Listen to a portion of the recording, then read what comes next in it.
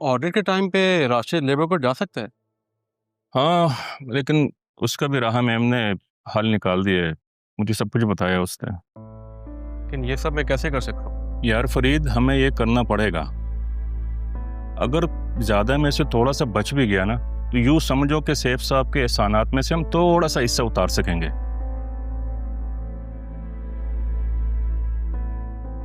बस फरीद, तुम एक काम करो, राशिद को ये कार्ड दे दो और बाकी जैसे मैंने समझाया तुम्हें वैसे करना, बाकी मैं संभाल लूंगा। जी जमील साहब, आपने बुलाया था? हाँ राशिद, वेरी गुड यार। तुमने डिजिटल के साथ साथ जो अकाउंट्स को डील किया है उसका तो जवाब ही नहीं है, और तुमने तो पूरा सिस्टम ही रीऑर्गेनाइज कर दिया, और वो भी बहुत कम अरसे में। वेरी गुड यार। अब जरीन साहब ने एतमाद किया था तो ये सब तो करना था, और वैसे भी आपको पता है मैं दिल से काम करता हूँ। तुमने दिल से ज़्यादा दिमाग से काम किया है, इसलिए तो कम अरसे में तुम्हारी प्रोग्रेस रिपोर्ट इतनी अच्छी हो गई है। लेकिन राह में हमने डिजिटल बंद कर रही हैं। क्या? लेकिन क्यों? राहा मैम ने आते ही डाउन साइजिंग शुरू कर दी है। मुझसे तो पिछले 6 माह की रिपोर्ट मांगी है। बस यार, तुम लोग जानते हो, जब से यहीं परेशान कर रखा है, कभी ये करो कभी वो करो। अकाउंट्स का काम भी बंद हो चुका है, और अब खाली अकाउंट्स के साथ हम ऑफिस में धमाल करें क्या? अरे फरीद साहब, इतना गुस्सा करने की जरूरत नहीं है। अब सब लोग वसीम साहब और जरियन साहब जैसे मामला फहम थोड़ी ना होते हैं। ये लड़की तो सब कुछ खत्म करने पे आई हुई है। उन्हें तो इतने से हमारा किया काम नजर ही नहीं आ रहा। मेरे एक जानने वाले हैं, उनको डिजिटल हेड चाहिए, उनसे आप जाके मिल लेना।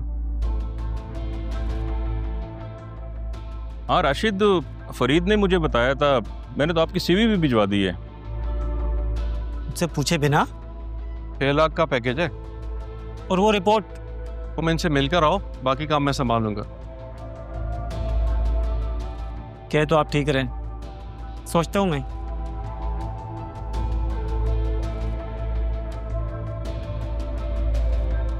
वैसे फरीद, एक्टिंग तो बहुत अच्छी कर लेते हो तुम। जमील साहब, आपका तो जवाब नहीं है। डाउन साइजिंग कर रही है आते ही, ऑफिस तो खाली पड़ा है। तो इसका मतलब है वो कोई नई चाल चलने वाली है। सर, चाल चलने के लिए बचा ही क्या है। अच्छा हुआ कि आप जल्दी निकल गए। Audit start. ऑडिट? जी सर, मुझे भी अच्छा मौका मिल रहा है। एक डिजिटल जॉब की ऑफर हो रही है। मुझे तो बस ये समझ में आ रही है कि हमें बच निकलने का अच्छा मौका मिल गया। 2-3 माह जॉब करने के बाद मैं भी बाहर निकल जाऊंगा। मैं आपको नई से निकलवा के कॉल करता हूँ। ठीक है, अच्छा है तुम्हारे लिए। I am happy for you. मैं तुम्हें थोड़ी देर में फिर कॉल बैक करता हूँ, या तुम्हारी कॉल का ही वेट करता हूँ, ठीक है?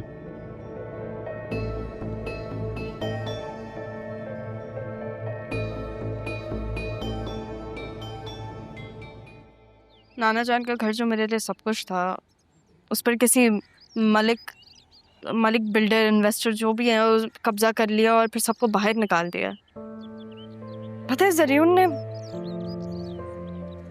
ने पता नहीं मुझसे कितने झूठ बोले।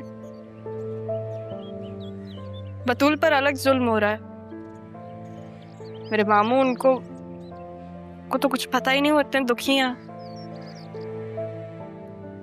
जैसा लगता है कि मेरी नफरत में मेरी मामी जरीन के साथ मिल गई हैं। तुमसे कौन नफरत कर सकता है? तुम्हारा ध्यान कहाँ है?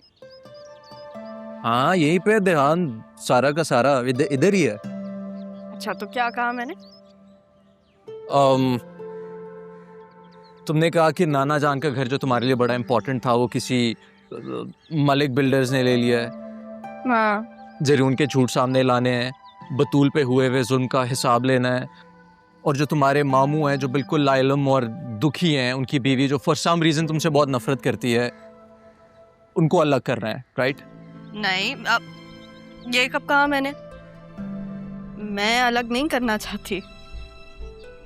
और खैर, ये आप ऐसे गिन क्यों रहे हैं जैसे ये सब आपने करना है? तो करने तो तुमने ही है, लेकिन साथ तो हूँगा ना मैं। वैसे मामू को माफ नहीं कर दिया तुमने? वो कभी मेरे दुश्मन थे ही नहीं। बस उनके सामने जो चीज़ें हुई, बेचारे खुद ट्रैप हुए हैं। तो फिर तुम क्यों नहीं अपने दुश्मन को ट्रैप कर लेती? जब वो तुम्हारे दुश्मन नहीं है तो फिर तुम दोनों का दुश्मन है, उसके साथ दोस्ती करके उसका सच सामने ले आओ। बस फर्क सिर्फ इतना होगा कि उसने ये सब फरेब से किया और तुम सच के लिए करोगी।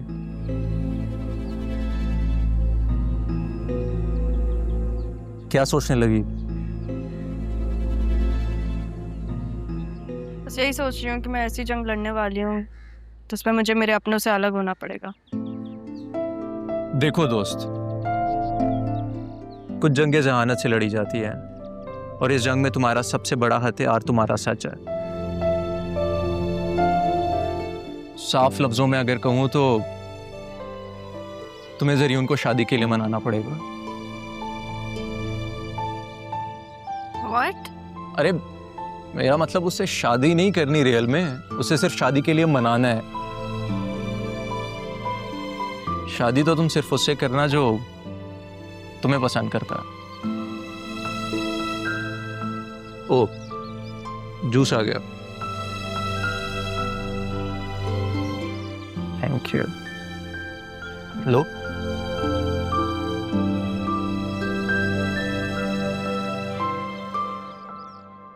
तुम मुझे कॉल तो कर सकती थी ना, तुम मेरे घर जा सकती थी रहने के लिए, और तुम बल्कि ये भी कर सकती थी कि तुम जर्मनी आ जाती। तुम्हें क्या जरूरत थी अरमान के घर जाके रहने की? खाला आपके घर तो मैं कल ही आऊंगी।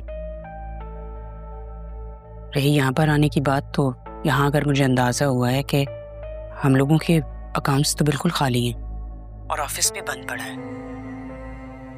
अब यहीं पे रह के मुझे बतूल के बारे में कुछ न कुछ सोचना होगा। अरमान ने भी बतूल की जिंदगी में जहर घोलने में कोई कसर नहीं छोड़ी। जिस तरह तुमने जरियून के मौके पर फायदा उठाया था ना, इसी तरह से अब फायदा उठाओ।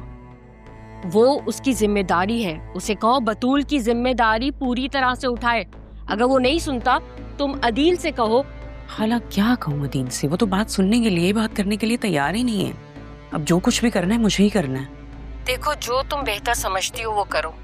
मैं तुम्हें कुछ मनी ट्रांसफर करवा रही हूँ, ठीक है? परेशान बिल्कुल ना होना, तुम्हारी खाला तुम्हारे साथ है।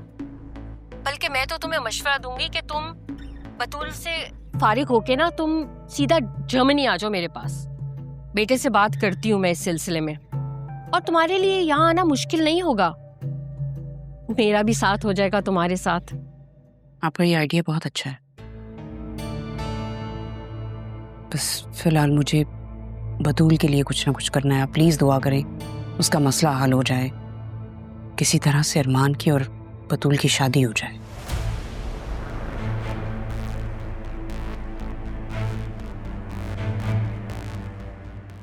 फरीद ने बहुत तारीफ की है आपकी। सीवी आपकी हमारे पास बहुत पहले ही आ गई थी। हमें यकीन था आप इनकार नहीं करेंगे, इसलिए हमने एग्रीमेंट पहले ही बनवा लिया। 6 लाख तनख्वाह है आपकी।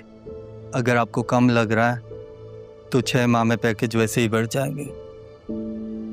ऐसा नहीं है, पैकेज बहुत अच्छा है, इंसेंटिव भी कमाल है। तो फिर साइन करें और ज्वाइन कर लें।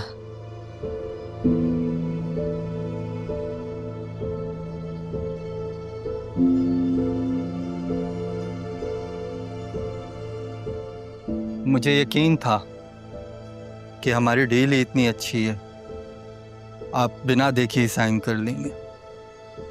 मैं समझा नहीं, आप कहना क्या चाह रहे हैं? मेरा कहने का मतलब था, ज़िंदगी ऐसे मौके बार बार नहीं देती। हमने आपका इंटरव्यू इसीलिए ही नहीं किया कि आप हमारे किसी सवाल से ऑफेंड होकर इनकार ही न कर दें। अरे सर, ऐसा कुछ भी नहीं है, आप पूछें जो पूछना चाह रहे हैं। R&B के फंड्स कहाँ हैं?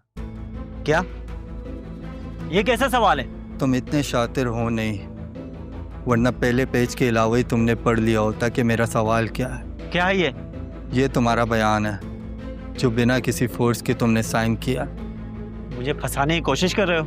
फंसने तो तुम खुद चल कर आ गए हो। डरो नहीं, ना भागने की कोशिश करना।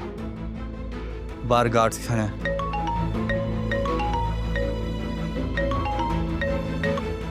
जी सर। सर देखने में तो बाज लग रहा है, लेकिन कबूतर निकला। ज़्यादा देर सह नहीं पाएगा, जल्द सब कुछ बता देगा। ले जाएंगे अभी से खातिरदारी के लिए। आप भी खातिर जमा रखें, रिजल्ट जल्दी मिल जाएंगे आपको।